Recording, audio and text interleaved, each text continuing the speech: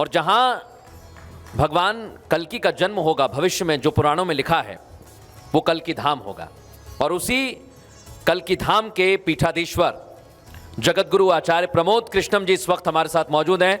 मैं जोरदार ताली से उनका स्वागत करता हूं। जो मुखर वक्ता हैं, जो धार्मिक और सामाजिक विषयों पर ऐसे बोलते हैं कि आपको लगेगा कि इस समय भारत की भूमि में ओज है। और ऐसे ही वक्ता को मैं बिना देर किए मंच पर बुलाना चाहूंगा। आपका बहुत स्वागत है, जोरदार तालियों से स्वागत करिए जगतगुरु आचार्य प्रमोद कृष्णम जी का। और इस सेशन को आगे बढ़ाएंगे मेरे सहयोगी राम।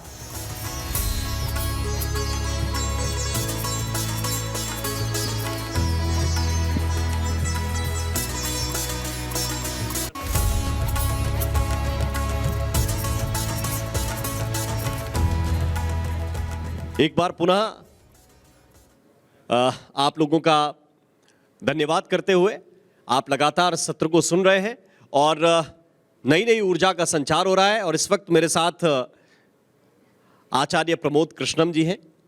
परिचय कुछ लोगों के देने में ऐसा लगता है कि आप व्यक्तित्व के साथ कुछ छोटा कर दे रहे हैं, क्योंकि आचार्य प्रमोद कृष्णम केवल कल्कि पीठ के पीठाधीश्वर के तौर पर मैं उनका परिचय आपसे कराऊं तो मुझे लगता है कि नाइंसाफी होगी। आचार्य प्रमोद कृष्णम को जब आप मंच पर एक वक्ता के तौर पर सुनते हैं, एक राजनीतिज्ञ के रूप में जब उनको आप देखना शुरू करते हैं, कई आयाम हैं इस व्यक्तित्व के, इसलिए मैं किसी चीज में बांधूंगा नहीं गुरुवर आपको। और सबसे पहले यही प्रश्न मैं करना चाहता हूं, क्योंकि सनातन का सम्मेलन है और एक पीठाधीश्वर के साथ मैं संवाद कर रहा हूं, जहां भागवत के कथा हमारे भागवत के वाचक छोड़ देते हैं, वहां से आपकी कथा प्रारंभ होनी है। तो मैं सिर्फ इतना ही जानना चाहता हूं कि कलयुग में भगवान कल्कि का प्रभाव क्या अभी दिखने लगा है? प्राकट्य होना तो थोड़ा दूर है, कुछ आसार, कुछ आप चूंकि सबसे नजदीक रहते हैं, उन्हीं की पीठ को संभालते हैं, इसलिए कुछ लक्षण आपको दिखाई दे रहे हैं क्या? देखिए राम जी, पहली बात तो ये समझना ज़रूरी है कि आप कलयुग क्या है, सतयुग क्या है, त्रेता क्या है, द्वापर क्या है। इस पूरी सृष्टि के इस पूरे समय को काल गणना और काल चक्र के दृष्टिकोण से 4 भागों में विभाजित किया गया। एक है सतयुग, एक है त्रेता युग, एक है द्वापर युग, एक है कलयुग। तो अगर आप ऐसा मानते हैं कि कलयुग में सूरज पूरब से निकल रहा है और सतयुग में पश्चिम से निकलता था, अगर आप ऐसा मान रहे हैं कि त्रेता युग में पाप नहीं था, अगर आप ऐसा मान रहे हैं कि द्वापर में पाप नहीं था, अगर आप ऐसा मान रहे हैं सतयुग में पाप नहीं था और कलयुग में ज़्यादा है, मेरा कहने का मतलब ये है कि सतयुग में अगर अधर्म नहीं होता तो एक हिरण्याकश्यप नाम का महाराजा अपने पुत्र का वध करने के लिए कैसे उतारू होता? त्रेता में पाप नहीं होता तो रावण दूसरा वेश धारण करके सीता का हरण कैसे करता? द्वापर में अगर पाप नहीं होता तो एक स्त्री को नंगा देखने के लिए पूरी सभा लालायित बैठी होती। इसका मतलब है कि सतयुग में भी अधर्म था, त्रेता में भी अधर्म था और द्वापर में भी अधर्म था। तो सतयुग, त्रेता, द्वापर और कलयुग, इसको कैसे हम डिवाइड करें, ये एक सवाल बड़ा है। क्योंकि ये जो लोग बैठे हैं, नई उम्र का तमाम जनरेशन, नई जनरेशन बैठी है, ये हमारा इस देश का नहीं, पूरी दुनिया का फ्यूचर बैठा है। जो नई जनरेशन है वो कैसे समझे? तो मैं समझाना चाहता हूँ कि मनुष्य के जीवन में प्रतिदिन सतयुग, त्रेता, द्वापर, कलयुग, चारों युग एक दिन में आते हैं। जब हम सत्य के ज़्यादा निकट होते हैं तब हम सतयुग में होते हैं, जब झूठ के ज़्यादा निकट होते हैं तो हम कलयुग में होते हैं। This is the difference between सतयुग एंड कलयुग। अब प्रश्न ये पैदा होता है राम जी, जैसे आपका नाम है राम, लेकिन आपका आचरण राम जैसा नहीं है, तो ये कलयुग है, ये कलयुग है। और अगर आपका नाम राम नहीं है और आपका आचरण मर्यादा पुरुषोत्तम भगवान श्री राम जैसा है, तो ये सतयुग है, ये त्रेता युग है। तो हमें हमें सतयुग में कलयुग नहीं ढूंढना है, हमें कलयुग में सतयुग लाना है, ये संकल्प। अच्छा, आपने जब शुरू किया है, मैं जब बहुत छोटा था गुरुजी, 10 साल का रहा हूँगा, तो पहले तो एक बात सुनिए जी। इस आपके कार्यक्रम को पूरी दुनिया देख रही है। आप बिल्कुल हमले ऐसे करिए जैसे शत्रु पे करते हैं, बिल्कुल इस आवरण से बाहर आइए, आदर सत्कार छोड़ दीजिएगा। तालियां बजाइए इनके लिए। नहीं, ये देखिए, हमले करने के लिए हम लोग नहीं बैठे हो, आप करिए ना। हम तो संवाद करने आप के लिए करिए। बैठे हैं। हमले करने वाले दूसरे हैं, जो कोई आपकी पीठ के पीछे से कर रहा था, कोई पीठ के सामने छाती पे कर रहा था, लेकिन हम हमले करने वाले लोग नहीं हैं। हम तो तब भी आपसे प्रश्न पूछते थे, हम अब भी आपसे प्रश्न पूछेंगे। तो हमारा आचरण तो वहीं रहेगा जहां आपने पहले नाम के साथ जोड़ा है। मैं स्वागत करूंगा। मैं केवल एक चीज कहना चाह रहा था, और आपको स्पष्ट हो जाएगा कि मैं आपको कहां लेकर जाना चाहता हूं। मैं लगभग 10 वर्ष का रहा हूंगा। एक पूज्य संत थे राजेश रामायणी जी, राजेश्वरानंद जी महाराज, रामकथा के बहुत अच्छे प्रवक्ता और अभी साकेत लोक के वासी हैं। उन्होंने मुझे व्याख्या की, आपने सतयुग और कलयुग को जोड़ा, इसलिए मुझे याद आ गया। उन्होंने कहा कि त्रेता के जमाने में भगवान श्री राम थे, और गोस्वामी जी चौपाई लिख कर गए कि जब जब होए धर्म की हानि, बाढ़े असुर अधम अभिमानी, तब तब धरि प्रभु विविध शरीरा, हरहि दयानिधि सज्जन पीरा।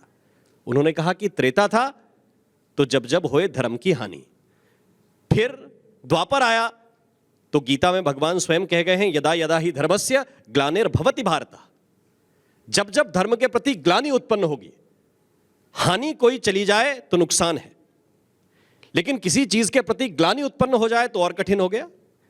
लेकिन पूज्य राजेश्वरानंद जी ने कहा कि यह कलयुग है, तो यहां हानि और ग्लानि से आगे बढ़कर साजिशें हो रही हैं धर्म के प्रति, धर्म के खिलाफ। अब मैं आपसे पूछना चाह रहा हूं कि क्या उन साजिशों का प्रतिकार करने के लिए सनातनी एकजुट हो रहा है? क्या उन साजिशों के खिलाफ लड़ाई लड़ने के लिए कल की पीठ तैयार है? क्योंकि आप जिस परिवेश में रह रहे हैं वो इससे दूर, बहुत दूर नहीं है। इसलिए मैं ये कह रहा हूं कि क्या वो साजिशें हमारे साधु संत सामने देख पा रहे हैं? देखिए, आपके एक सवाल में कई सवाल छुपे हुए हैं। पहली बात तो ये, सनातन को जो लेकर आपने सवाल किया है, कल की पीठ का और पूज्य स्वामी राजेश्वरानंद जी का जिक्र किया, तो जिन स्वामी राजेश्वरानंद जी का आप जिक्र कर रहे हैं वो अनन्य राम के भक्त थे, या राम के अनन्य भक्त थे। लेकिन आपको शायद ये नहीं मालूम है, उनका जन्म एक मुसलमान परिवार में हुआ था, और भारत के वरिष्ठ और श्रेष्ठतम कथावाचकों की अगर सूची बनाई जाए जिन्होंने श्री राम कथा का वाचन किया है, उनका नाम उस पहली पंक्ति में आएगा। बिल्कुल। तो मैं दूसरी बात पे आना चाहता हूं कि आपने कहा सनातन के खिलाफ षड्यंत्र, तो सनातन के खिलाफ षड्यंत्र इसलिए हो रहे हैं और इसलिए हुए हैं क्योंकि दुनिया का अगर कोई एक धर्म है, पूरी दुनिया की बात कर रहा हूं, भारत की बात नहीं कर रहा, पूरी दुनिया में जिनको हम धर्म के रूप में जानते हैं, जो धर्म के नाम से प्रचलित हैं, वो धर्म नहीं है। अगर पूरी दुनिया का कोई धर्म है तो वो सिर्फ सनातन है, सनातन है। और ये बात इसलिए नहीं कह रहा हूं कि मैं सनातनी हूं। जो दूसरे धर्मों को मानते हैं, प्रचलित धर्मों को मानते हैं, वो कहेंगे नहीं साहब हमारा धर्म है। मैं उसको तथ्य के साथ प्रस्तुत करना चाहता हूं कि दुनिया में जितने भी धर्म हैं वो धर्म क्यों नहीं है। मुझसे भी पूछा जाएगा, आपसे भी पूछा जाएगा कि आपने इतनी बड़ी बात पे काउंटर क्वेश्चन क्यों नहीं किया जी। तो मैं बताना चाहता हूं कि दुनिया में जितने भी धर्म हैं, ये धर्म क्यों नहीं है। ये धर्म इसलिए नहीं है कि किसी की उत्पत्ति 500 साल पहले हुई, किसी की 1000 साल पहले हुई, किसी की 2000 साल पहले हुई। और ये सभी धर्म जो प्रचलन में धर्म कहे जा रहे हैं, ये आदमी के द्वारा बनाए गए नियमों के आधार पर हैं, यानी ये मेड बाय ह्यूमन है। और जो मेड बाय ह्यूमन है, जिसे आदमी ने बनाया है, उसका मिटना तय है। और धर्म वो होता है जो कभी मिट नहीं सकता। अब मैं दूसरी बात कह रहा हूं, सनातन किसी के द्वारा नहीं बनाया गया। कोई भी नहीं कह सकता कि सनातन को मैंने बनाया। यहां तक जिनको हमने भगवान के रूप में माना है, हमारी आस्था के आधार हैं भगवान श्री राम, हमारी आस्था के केंद्र हैं भगवान श्री कृष्ण। लेकिन जब भगवान राम अवतरित हुए, धरती पर आए, तब भी सनातन था। जब भगवान कृष्ण धरती पर आए तब भी सनातन था। यानी कि भगवान राम भी ये नहीं कह सकते हैं कि सनातन को मैंने बनाया, भगवान कृष्ण भी नहीं कह सकते हैं सनातन को मैंने बनाया। तो जब राम आए तब भी सनातन था, जब कृष्ण आए तब भी सनातन था, और जब कल्कि आएंगे तब भी सनातन रहेगा। क्योंकि सनातन को किसी ने नहीं बनाया, प्रकृति प्रदत्त धर्म जो है वह सनातन है। इसीलिए मैं आज कहना चाहता हूं कि जो सत्य है वही शाश्वत है, और जो शाश्वत है वही सनातन है। अद्भुत व्याख्या है। लेकिन इसके साथ साथ मैं दूसरे नजरिए से भी आपसे बात करना चाहता हूं। क्या कुछ समय के लिए आप दूसरी दिशा में चले गए थे? वापस आप जिस धारा में लौटे हैं और जिस तरह से अब संवाद कर रहे हैं, कुछ क्षण जीवन के ऐसे रहे जिनको बारे में अफसोस होता है कि नहीं, वो नहीं होता तो बेहतर होता?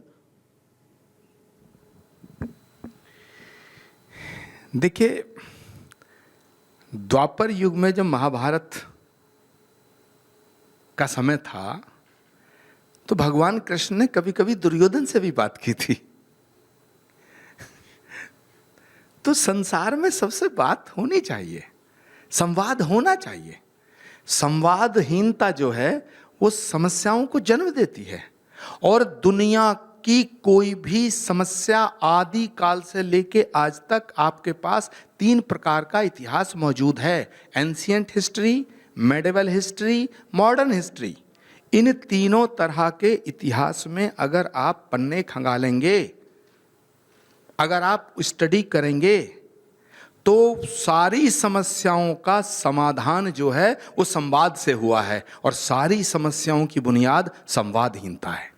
इसलिए मैं कहाँ चला गया था, मैं क्यों चला गया था? अब सवाल नया हो गया है। आपने कहा कि सीधे सवाल करो।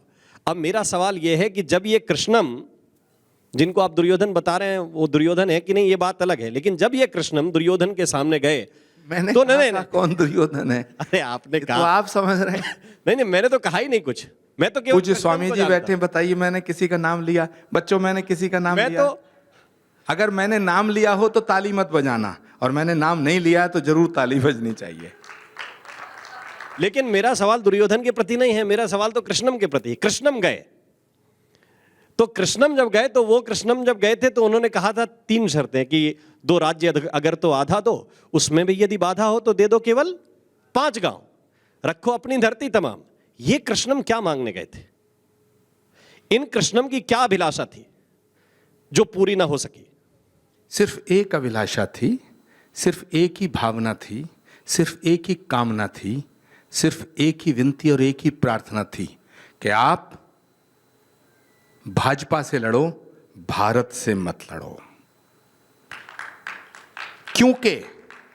क्योंकि सत्ता आएगी जाएगी, सियासत होती रहेगी, इलेक्शन जीते जाएंगे हारे जाएंगे, लेकिन राम और राष्ट्र पर समझौता नहीं किया जा सकता। इसलिए राम का विरोध मत करो, भारत का विरोध मत करो, भारतीय संस्कृति का विरोध मत करो। भारतीय संस्कृति और सभ्यता और संस्कारों का विरोध करते करते करते करते करते आप यहां तक आ गए हो। सिर्फ ये मांगने गए थे, लेकिन हुआ वही जो भगवान कृष्ण के साथ द्वापर में हुआ था, वही मेरे साथ हुआ। जब भगवान श्री राम की जन्मभूमि के मंदिर के प्राण प्रतिष्ठा समारोह का निमंत्रण आया, तो मैंने हाथ जोड़ के सबसे कहा, इस निमंत्रण को मत ठुकराओ, राम के द्वार से निमंत्रण आना सौभाग्य का विषय है और इसे ठुकरा देना दुर्भाग्य का विषय है। और वो नहीं माने, परिणाम सामने है। तो मैं जिस धारा में था उस धारा को छोड़ करके इसलिए नहीं आया कि मेरा कोई स्वार्थ था, और मैं इंसान हूं, मेरा स्वार्थ हो सकता था, मेरा स्वार्थ हो सकता है, लेकिन जब भगवान का अवतार जहां होगा, भगवान के होने वाले अवतार से पहले उनका धाम बनना चाहिए, ये मेरा सपना भी था और मेरा संकल्प भी था। लेकिन भगवान के होने वाले अवतार का धाम उनके अवतार से पहले बने तो उसका शिलान्यास कौन करे, ये एक विषय था और मैं उधर था। तो मेरी अंतरात्मा ने मुझसे ये सवाल किया कि श्री कल्की धाम के शिलान्यास करने के लिए हाथों का पवित्र होना बड़ा जरूरी है। और माफ करना, मुझे इस देश में नरेंद्र मोदी से ज्यादा पवित्र हाथ किसी के नहीं लगे। तो मैंने उनसे आग्रह किया और आप देख रहे हैं नरेंद्र मोदी जी आए, प्रधानमंत्री आए, 19 फरवरी को शिलान्यास हुआ। तो इसमें मेरा कोई स्वार्थ नहीं था, यह सिर्फ एक भावना थी, यह सिर्फ एक ऐसी कामना थी, एक ऐसा संकल्प था जो सनातन के लिए बड़ा जरूरी था। क्योंकि भगवान राम जहां आए वहां के सारे काम प्रधानमंत्री जी के हाथों से हुए। तो जहां आएंगे, और ये बात पक्की है कि हमारे पुराणों में उद्घोष है, श्रीमद् भागवत के अंदर स्पष्ट लिखा हुआ है, स्कंद पुराण में लिखा है, भविष्य पुराण में लिखा है, श्री कल्की पुराण में लिखा है। श्रीमद् भागवत का एक श्लोक है, संभल ग्राम मुखस्य ब्राह्मणस्य महात्मना भवने विष्णु यशस्य कल्की प्रादुर्भविष्यति। यानी संभल के एक गांव में, तो जहां भगवान का अवतार होगा, उस अवतार से पहले श्री कल्की धाम का निर्माण हो रहा है। मैं आपको भी आमंत्रित करता हूं कि उस धरती पे आइए और नमन करिएगा।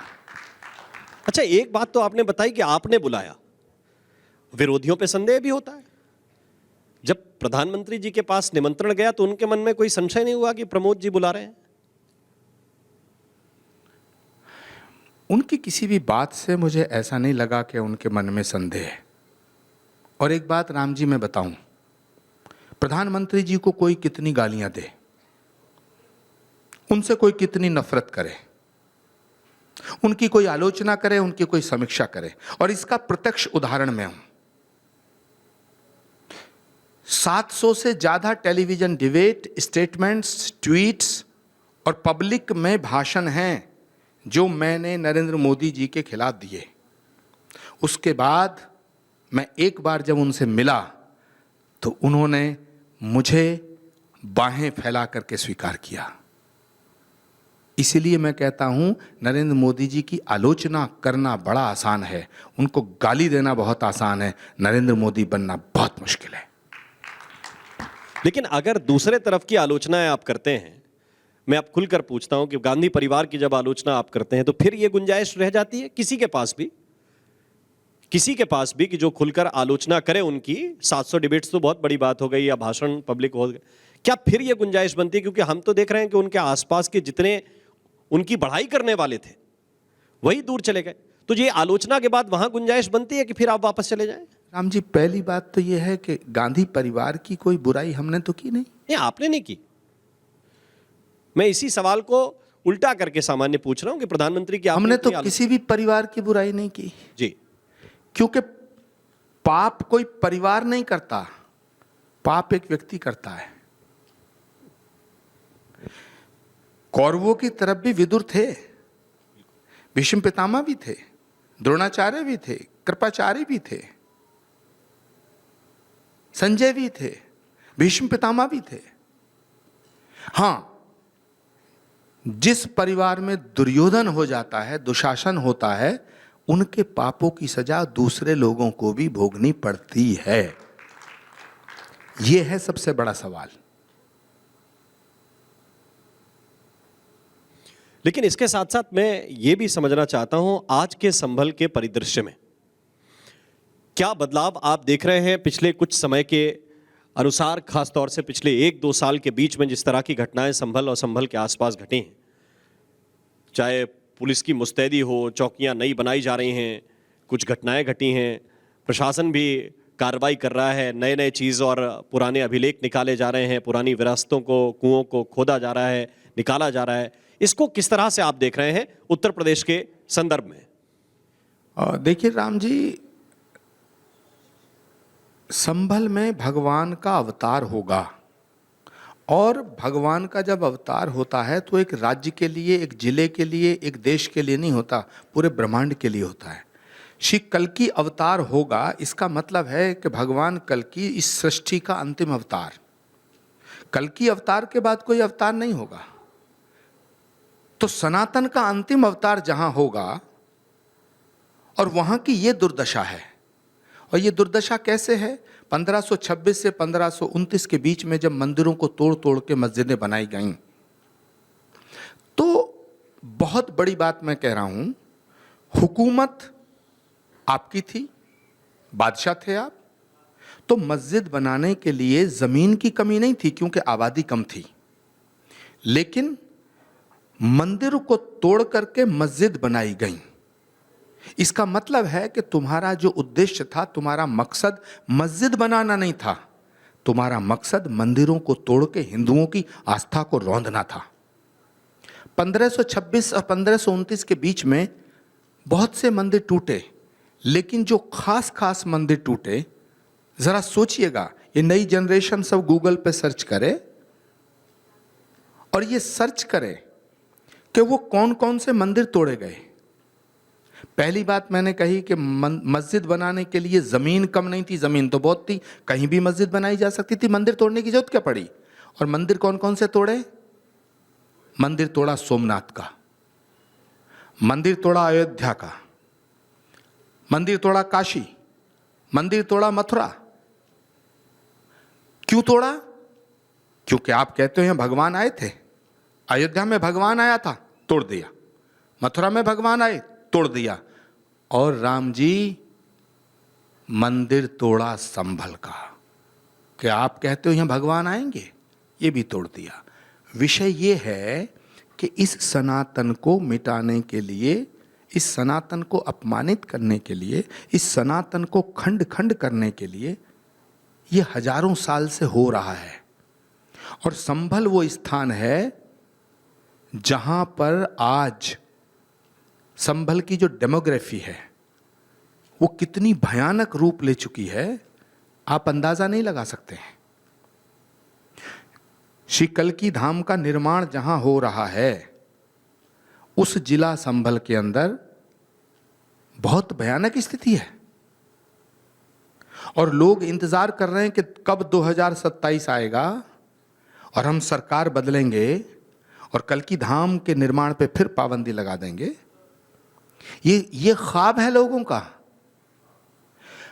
अब सवाल उठता है कि जहां भगवान का होने वाला अवतार उस धरती पे आएगा, वहां की इतनी दुर्दशा क्यों है? तो मैं सिर्फ इतना ही कहना चाहूंगा, आपने इस कार्यक्रम की शुरुआत में कहा था, जब जब होत धर्म की हानि, बाढ़ई असुर अधम अभिमानी, परित्राणाय साधूनाम विनाशाय च दुष्कृताम, धर्म संस्थापनार्थाय संभवामि युगे युगे। भगवान वहीं आता है जहां अधर्म बढ़ जाता है, तो भगवान आएगा, निश्चित आएगा, निश्चित आएगा। लेकिन फिर भी मैं फिर आपसे देखिए पीछे जाना इसलिए चाहता हूं क्योंकि अभी मंदिर को लेकर हिंदू पक्ष ने दावा किया, सर्वे हुआ, और सर्वे के बाद जो कोर्ट कचहरी की प्रक्रिया है वो चल रही है। लेकिन आपको ये बातें पहले क्यों नहीं लगी कि भाई ये देखिए दुर्दशा है, ये कठिनाई है, उसके पीछे कोई खास किस्म का चश्मा, जैसे ज़्यादातर लोग चढ़ा लेते हैं कि जिसको सेकुलरिज्म का चश्मा कहते हैं, वो प्रमोद कृष्णम जी को लगा कि ये वाला अच्छा है, और फिर कुछ घटनाएं ऐसी हुई जिनके बाद आपको लगा कि नहीं, स्पष्ट देखना पड़ेगा, स्पष्ट बोलना पड़ेगा? नहीं, राम जी, आपने फिर इसका मतलब मेरे 15 साल पुराने स्टेटमेंट नहीं देखे। जी। श्री कल्की धाम का निर्माण होना चाहिए, वहाँ होना चाहिए जहाँ भगवान आएंगे। ये घोषणा मेरी 1 साल पहले नहीं है, ये 17 साल पहली घोषणा है। और जब मैंने ये घोषणा की कि भगवान कल्की का अवतार जहाँ होगा वहाँ उनके आने से पहले भव्य कल्की धाम बनना चाहिए, तो उत्तर प्रदेश की सरकार ने उस पर पाबंदी लगा दी। फिर सरकार बदली, फिर पाबंदी लग गई, फिर सरकार बदली। 15 साल हम सुप्रीम कोर्ट और हाई कोर्ट में लड़े। फिर 2023 के अगस्त के महीने में हाई कोर्ट की डबल बेंच ने यह फैसला दिया कि श्री कल्की धाम के निर्माण पे लगी सभी पाबंदियां हटाई जाती हैं और कल्की धाम के निर्माण का मार्ग प्रशस्त हुआ। उसके बाद मैं प्रधानमंत्री जी से मिला, लेकिन राम मंदिर का इशू, 370 हटाने का इशू, कल्की धाम के निर्माण का इशू, ये कभी नहीं मेरे दिमाग से हटा। और जब 370 को हटाया गया, उस वक्त मैं पॉलिटिकल एडवाइज़र था, कांग्रेस पार्टी के पॉलिटिकल अफेयर्स कमेटी का सदस्य था, प्रियंका जी की पॉलिटिकल एडवाइजर्स में शामिल था। तब मैंने कहा था कि राष्ट्र की एकता के लिए 370 हटाने का फैसला अच्छा है, तब कहा था। इसलिए मैं आज आपके इस प्लेटफॉर्म से, टेलीविज़न चैनल के माध्यम से पूरे देश के उन सभी नेताओं को कहना चाहता हूं, वो कांग्रेस में रहें, समाजवादी पार्टी में रहें, भाजपा में रहें, XYZ किसी पार्टी में रहें, ओवैसी की पार्टी में रहो, मुझे उससे कोई फर्क नहीं पड़ता, लेकिन हिंदुस्तानी बनकर रहें, भारत और भारतीय संस्कृति के नाम पर कोई समझौता ना करें। बिल्कुल, ये मेरा भाव है। तो कठिनाई वहीं से शुरू हुई क्या कि आपने स्पष्ट ऐसी एडवाइस या स्पष्ट ऐसी बात कहनी शुरू कर दी कि भाई 370 का फैसला भारत के हित में है? तो कठिनाई वहीं से शुरू हुई या कुछ लोग ऐसे थे जो आपकी बात को लगातार एड्रेस कर रहे थे पार्टी के अंदर, एक ही 2 व्यक्ति थे जिनसे आपकी बात बिगड़ गई?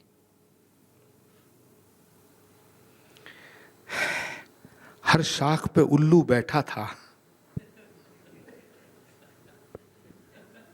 तो अंजामे गुलिस्ता यही होना था जो हुआ। सच को सच बोलना सबसे बड़ा गुनाह है, सच को सच बोलना सबसे बड़ा गुनाह है, और मैंने ये गुनाह किया। इसलिए मैं आज एक बात आपको कह के ये स्पष्ट कर देना चाहता हूं, आज भी टिल टुडे अभी तक भारतीय जनता पार्टी का सदस्य नहीं हूं। जी बिल्कुल। और कांग्रेस ने मुझे मुक्त कर दिया। मैं कांग्रेस पार्टी का इस जन्म नहीं 7 जन्म तक आभारी रहूंगा कि उन्होंने पाप के बोझ से मुझे मुक्त कर दिया। और मेरा गुनाह यह था कि मैंने सच बोला। मैंने कहा 370 हटाने का फैसला अच्छा है, इसका समर्थन करो। राम मंदिर किसी एक पार्टी का नहीं है, भगवान राम सबके हैं, और भगवान राम तो उनके भी जो राम को नहीं मानते।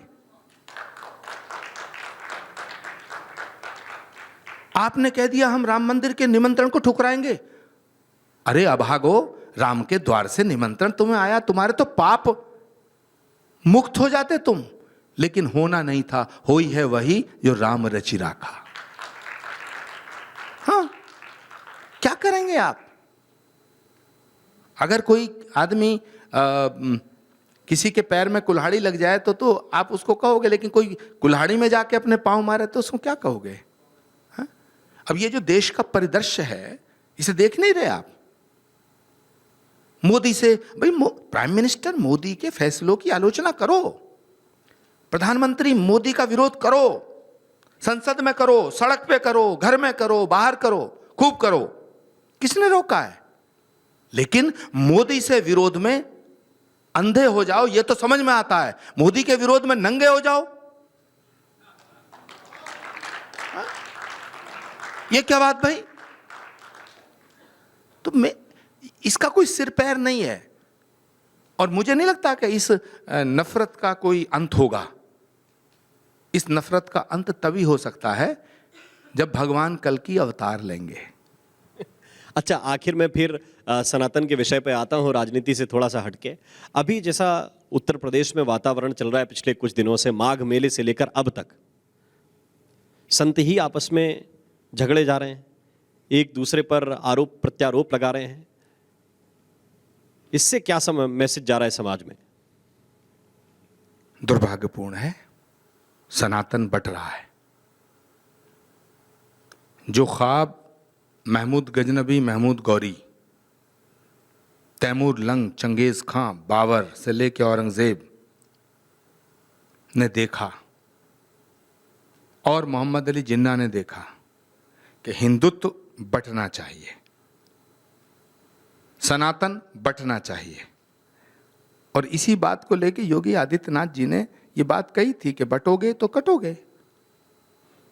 तो सनातन बट रहा है, इस पर गंभीरता से चिंतन करने की आवश्यकता है। किसने गलती की, किसकी गलती हुई, गुनाह किसका है, सजा किसको मिलेगी, यह विषय अलग है। लेकिन दीवारें हमारे घर में उठ रही हैं तो माफ करना, इन दीवारों को गिराने का दायित्व भी हमारा है। और दीवारें उठनी शुरू हो गई हैं। मैं भारत के सभी संतों के श्री चरणों में निवेदन करता हूं कि उठती हुई दीवारों को यहीं रोकें, वरना लाभ किसका होगा मुझे नहीं पता,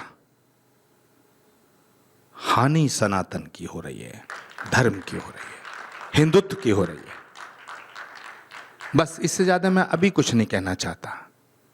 नहीं, जो संत कहें वो संकेतों में ही बड़ा होता है, और मुझे लगता है कि बहुत सी सारी बातें स्पष्टता के साथ प्रमोद जी ने कही हैं, बहुत संकेतों में कही हैं, और जो सुधी श्रोता हैं वो सारी बातों का सही सही निष्कर्ष भी निकालेंगे। और अगर आपकी बात सीधे तौर पर सुनी जा रही होगी तो मुझे लगता है कि पटाक्षेप भी उसका जल्द होना चाहिए। बहुत बहुत धन्यवाद, बहुत बहुत आभार। धन्यवाद, आभार। और आपके माध्यम से आप सभी को श्री कल्की धाम आने का निमंत्रण देते हुए अपनी वाणी को विराम देता हूं। भारत माता की, भारत माता की जय।